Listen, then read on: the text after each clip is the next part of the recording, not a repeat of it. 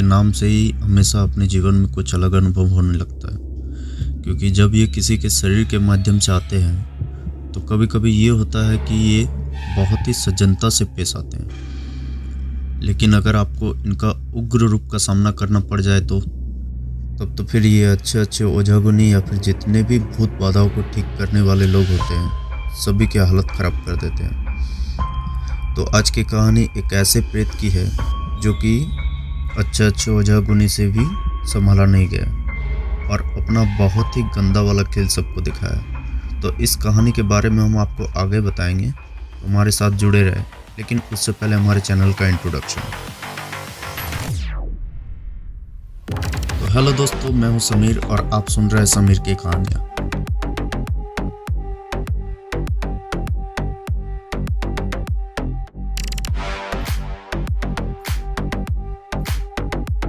और आज की कहानी स्टार्ट करने से पहले आपको बता दें कि हमारे चैनल को लाइक और सब्सक्राइब कर दें और साथ ही साथ बेल आइकन को प्रेस कर दें ताकि हमारे आने वाले अनोखी और दिलचस्प स्टोरी का आप अच्छे से आनंद ले सकें। और हमें कमेंट करके बताएं कि आपको हमारी कहानी कैसे लगी। और अब से हम आपके लिए हर सप्ताह एक नया स्टोरी या टॉपिक लाया करेंगे और अगर हो सके तो हम कोशिश करेंगे कि एक से ज़्यादा स्टोरी हम आपके लिए लेके आ सकें। तो चलिए आपको लेके चलते हैं हमारी कहानी की ओर। तो दोस्तों, आज की कहानी एक ऐसे आदमी की है जो कि भूत प्रेत के नाम से ही चिढ़ते हैं और हमेशा से कहते हैं कि ये भूत प्रेत बोल के कुछ नहीं होता है, ये सब हर आदमी का वहम होता है। तो आज हम जिनके बारे में कहानी बताने जा रहे हैं उनका नाम प्रेम है और ये छत्तीसगढ़ राज्य के बिलासपुर जिला में एक छोटा सा विलेज है जिसका नाम मदनपुर है। ये वहाँ के रहने वाले हैं और प्रेम एक शादीशुदा आदमी है और इनके परिवार में इनकी वाइफ और एक बेटी है और इनके अगल बगल में इनके गोतिया रिलेशन के सारे लोग रहते हैं। लेकिन इनकी कहानी जब मेरे पास आई तो हमको भी लगा क्या ऐसा भी किसी के लाइफ में हो सकता है। प्रेम जो कि कंस्ट्रक्शन लाइन में रोड बनाने का काम करता था और इनका काम यहाँ पे एक सुपरवाइज़र का था और वो अक्सर ही अदर राज्य में रोड बनाने के काम से घर से बाहर रहा करता था। तो ये कहानी बहुत ही पहले की है। एक बार क्या हुआ कि एक जगह में प्रेम काम करने के लिए गए हुए थे, लेकिन 5 दिन में ही कुछ लोग उन्हें उनके घर पहुंचाने आए। साथ ही साथ उन लोगों का कहना था कि परसों रात में जब 8 कर्मचारी मिलकर खाना बना रहे थे तो ये वहां पहुंच गए और जब इन्हें वहां कर्मचारियों ने वहां देखा तो इन्हें भी खाने के लिए आमंत्रित किया। और जैसे ही खाना तैयार हो गया तो इनको पहले खाना खाने के लिए कहा गया। लेकिन उस दिन क्या हुआ, ये उन सभी का खाना अकेले ही खा गया।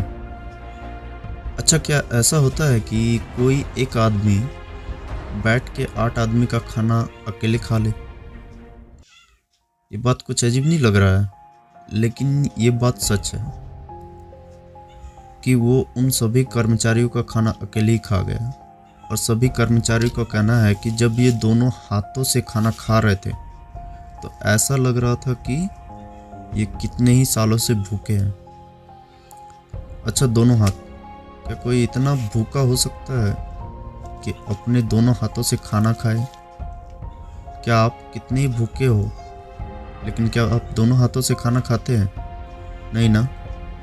तो इन्हीं सब बातों से पता चलता है ये बात सामान्य नहीं है। लेकिन उस दिन ये सभी के खाना खाने के बाद भी और खाने की मांग करने लगे और बहुत देर खाने की मांग होने के बाद कर्मचारियों के द्वारा इन्हें समझाया गया कि और खाना नहीं है, सारा खाना ख़त्म हो गया है। तो फिर इन्हें समझा बुझा के बेड पे लेटाया गया और फिर दूसरे दिन सवेरे ही ये सारे कर्मचारी के द्वारा इन्हें लेके यहाँ पहुँचाया गया। ये सब बात बताते ही सारे कर्मचारी वापस लौट गए और प्रेम आराम से अपने कमरे में चले गए। और कुछ ही देर बाद वो धोती लपेट के अपने कमरे से बाहर निकले और घर के बाहर जाने लगे। उन्हें जाते हुए उनकी पत्नी और अगल बगल के रिश्तेदारों ने रोका, लेकिन वो नहीं रुके और वो अपने खेतों की तरफ चल दिए। तो उन्हीं रिश्तेदारों में से उनके चाचा का एक लड़का था जो कि इनके पीछे पीछे खेतों की तरफ जाने लगे। ये प्रेम के कुछ दूरी में जा रहे थे। पता लगा नहीं कि ये खेतों के तरफ क्यों जा रहे हैं। तो कुछ देर बाद ये हुआ कि प्रेम खेतों में पहुंच गए और उनके खेत में ही एक आम का बगीचा था। तो वो वहां जाके आम के बगीचे में घुस गए और बगीचे में जो पेड़ थे बहुत ही फलदार पेड़ थे, जिसमें बहुत ही सारा आम लगा हुआ था।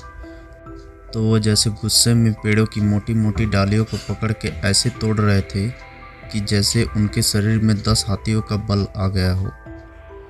और ये सब देख के उनके भाई यानी उनके चाचा के लड़के से देखा नहीं गया। तो वो वहाँ पहुँच गए और उन्हें समझाने लगे कि भैया आप ये क्या कर रहे हैं। तो काफ़ी देर उन्हें समझाया बुझाया गया और थोड़ी देर बाद जब उनका गुस्सा शांत हुआ तो उन्हें घर लाया गया और वो घर आने के बाद चुपचाप अपने कमरे में चले गए। ये घटना होने के बाद तो इनके घर के साथ साथ पूरा गांव इनसे डर में जीने लगा। फिर एक दिन क्या हुआ कि प्रेम अपने कमरे में बैठकर अपने बच्ची को पढ़ा रहे थे और शाम का समय था। तो इनकी पत्नी एक तरफ संध्या आरती करने के बाद रामायण के कुछ पाठ करने लगी और ठीक उसी समय पता नहीं क्या हुआ, प्रेम एकदम से गुस्से में आ गए और इनकी पत्नी क्या देखती है कि प्रेम का शरीर एकदम से जैसे फूलने लगा और इनकी आंखें एकदम से लाल होने लगी।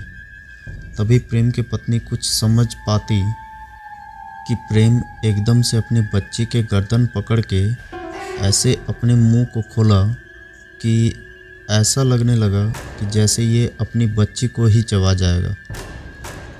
पर इनकी पत्नी डरी नहीं और शांत स्वभाव से इन्हें समझाने लगी और बच्ची को छोड़ने की विनती की।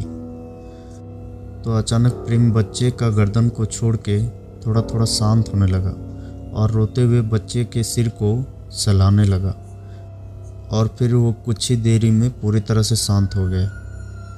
ये घटना का दृश्य इतना खतरनाक था कि इनके घर वालों के एकदम से होश ही उड़ गए थे कि ये सब जो हुआ अभी ये क्या था। दूसरे दिन ही प्रेम को उनके घर वाले और कुछ गांव वालों ने मिलकर उन्हें एक हॉस्पिटल लेके गए। लेकिन क्या बताएं, हॉस्पिटल में डॉक्टर ने जितने भी सारे टेस्ट या चेकअप करवाए वो सारे रिपोर्ट नेगेटिव थे। यानी डॉक्टर का कहना था कि इन्हें कुछ भी नहीं हुआ है, ये पूरी तरह से ठीक है। और इन्हें कुछ दवाई देने के बाद इन्हें घर भेज दिया गया और ये घर आ गए। लेकिन इनके स्वभाव में हमेशा ही कुछ न कुछ चेंज देखने को मिलता था। और यहाँ सभी समझ गए थे कि जब प्रेम के अंदर गुस्सा आता था तो इनका शरीर फूलने के साथ साथ आंखें एकदम लाल हो जाती है।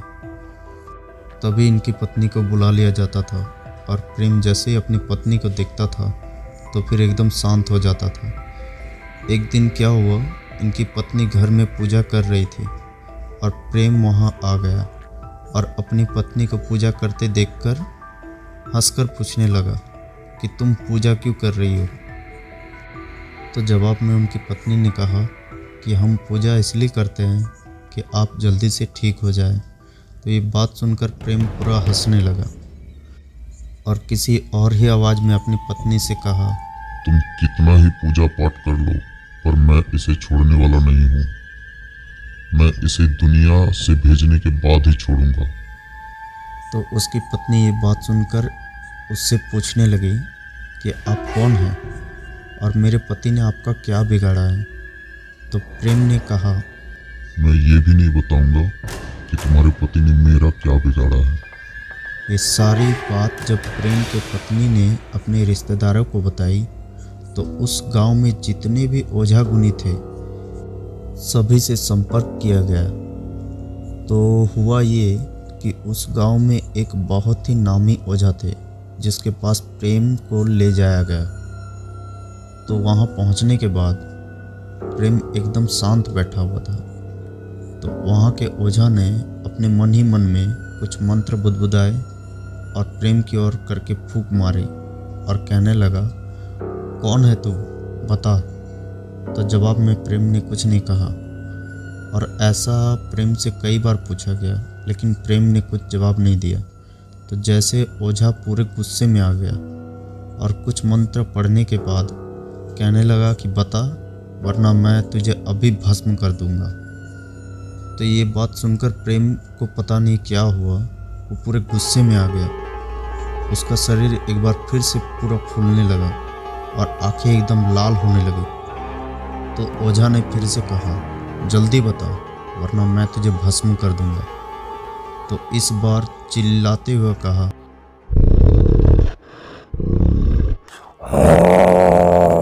पहले मुझे पहचान ले, मैं कौन हूँ, फिर मुझे भस्म करेगा।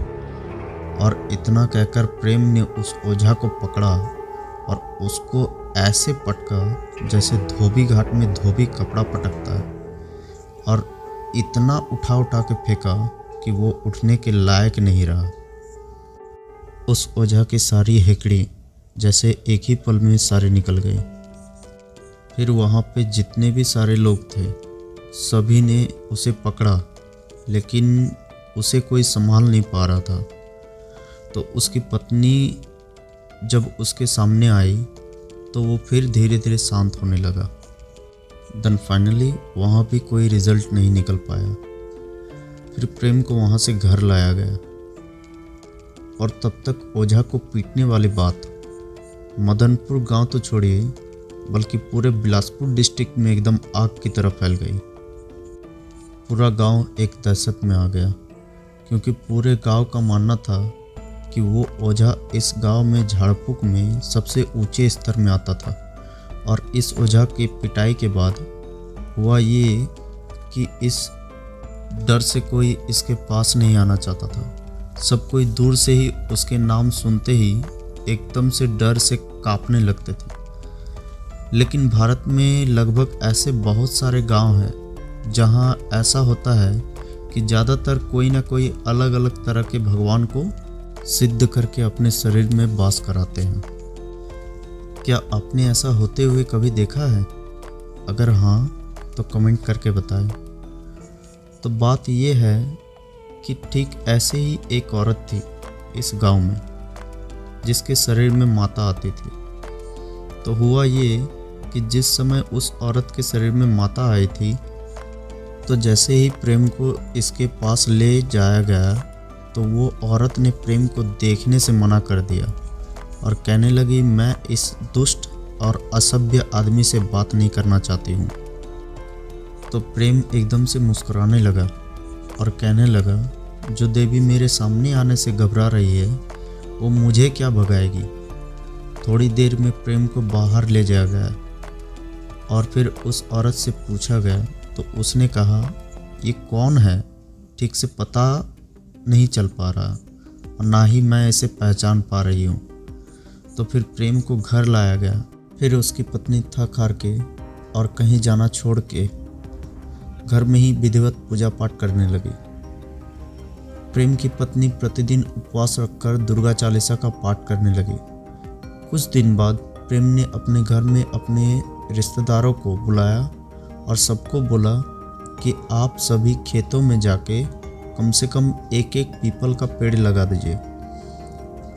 ये बात सुनकर प्रेम की पत्नी बोली, अगर आपकी यही इच्छा है तो हम लोग सभी पेड़ लगाएंगे। इसके बाद वो सभी प्रेम को लेकर खेत में पहुंच गए और सभी इधर उधर से खोज खोज के कम से कम एक एक पीपल के पेड़ को लगा दिया। और फिर प्रेम की पत्नी कहने लगी, अब से हम लोग बराबर पीपल का पेड़ लगाते रहेंगे। और इसका रिजल्ट ये हुआ कि अब प्रेम बहुत हद तक शांत रहने लगे थे। और फिर कुछ दिन ऐसे ही बीतने के बाद एक दिन लगभग सुबह के 4 बजे होंगे कि प्रेम ने अपनी पत्नी को जगाया और बोल पड़े कि मैं जा रहा हूँ। तो प्रेम की पत्नी ने कहा, इतनी रात में आप कहाँ जा रहे हैं? अपनी पत्नी की ये बात सुनकर प्रेम ने नहीं, बल्कि प्रेम के अंदर जो चीज़ थी उसने हंसते हुए कहा, मैं जा रहा हूँ वो भी अकेले, तेरे सुहाग को तेरे पास छोड़कर। अब मैं तेरे पति या फिर तुम लोगों को कभी परेशान नहीं करूँगा। तो जल्दी से जा और सारे रिश्तेदारों को बुला के लेके आ। जाते जाते उन सब से भी एक बार मिलता चलूँ। तो ये बात सुनकर प्रेम की पत्नी ज़ोर ज़ोर से रोने लगी। तो उसके रोने की आवाज़ सुनकर सभी रिश्तेदार दौड़कर उनके घर पहुँचे और जैसे ही कमरे का दरवाज़ा खोला, सभी ने देखा कि ये प्रेम के घर माहौल एकदम से बदल गया था और प्रेम एकदम मुस्कुराया जा रहा था। तो प्रेम के रिश्तेदारों ने उसकी पत्नी को चुप कराया और उससे रोने का कारण पूछा। तो उसकी पत्नी के बोलने से पहले उसने जवाब दिया कि हम अब हमेशा के लिए आपके घर के इस सदस्य को छोड़ के जा रहे हैं। अब आप लोगों को कभी परेशान नहीं करूँगा। तो इस बात में प्रेम की पत्नी बोली, आप जो भी हो मेरी गलतियों को क्षमा करेंगे। क्या मैं जान सकती हूँ कि आप कौन हैं और मेरे पति को क्यों पकड़ रखे थे? और इतना सुनते ही वो ज़ोर ज़ोर से हंसा और फिर वो बोले, मैं ब्रह्म राक्षस हूँ, मेरा कोई भी कुछ बिगाड़ नहीं सकता। और तेरे पति ने उसी पीपल का पेड़ को कटवा दिया था जिस पर मैं हजारों सालों से वास कर रहा था। इसने मेरे घर को ही उजाड़ दिया था, तो मैंने भी इसे बर्बाद करने का ठान ली थी, पर तुम लोगों का अच्छाई ने मुझे ऐसा करने से रोक लिया। और इसके बाद वो हंसते हुए उसके शरीर से चला गया और प्रेम एकदम से बेहोश सा हो गया। आज वो ब्रह्म राक्षस तो उसके शरीर से चला गया, लेकिन जाते जाते प्रेम और उसके पूरे परिवार को ऐसा आशीर्वाद देते हुए गया कि आज उसके यादों के साथ साथ पूरा घर सुख समृद्धि से भरा हुआ है। तो आज की कहानी से हमें ये सीख मिलती है कि हमें कोई पेड़ नहीं काटने चाहिए, लेकिन अगर कोई मजबूरी से अगर कोई पेड़ काटना पड़े तो उसके बदले 2 पेड़ लगाएं, क्योंकि अगर पेड़ ऐसे ही कटते रहे तो एक दिन ऐसा आएगा कि ये धरती असंतुलित हो जाएगी और तब फिर ना आप रहेंगे और ना ही आपका घर। तो दोस्तों, आपको हमारी आज की कहानी कैसी लगी प्लीज़ कमेंट करके बताएं और हमारी कहानी को शेयर करें, ताकि आपकी तरह जो भी ऐसे रियल स्टोरी और हॉरर टॉपिक सुनना पसंद करते हैं तो ये स्टोरी उनके पास तक भी पहुंच जाए। और जो भी हमारे चैनल में नए हैं वो हमारे चैनल को लाइक और सब्सक्राइब कर दें, साथ ही साथ बेल आइकन को प्रेस कर दें, ताकि हमारे आने वाले अनोखे हॉरर स्टोरीज, रियल टॉपिक, दुनिया के अनसुलझे रहस्य और रोचक बातें और कई सारी ऐसी जानकारी जिसके बारे में बहुत कुछ आपको भी शायद पता नहीं है, और ये सारी जानकारी हम आप तक अच्छे से पहुंचा सके, इसके लिए हमारा सपोर्ट करें। और पूरे YouTube परिवार में हमारे साथ आज तक जितने भी सारे जुड़े हुए हैं या आने वाले समय में जो भी हमारे साथ जुड़ेंगे, उनको हमारे पूरे परिवार की ओर से नए साल की हार्दिक शुभकामनाएं। और अगर आपका साथ ऐसे ही रहा तो हम आपके लिए ऐसे ही नई खास और रोचक जानकारी हमेशा लेके आएंगे। तो आज के लिए धन्यवाद।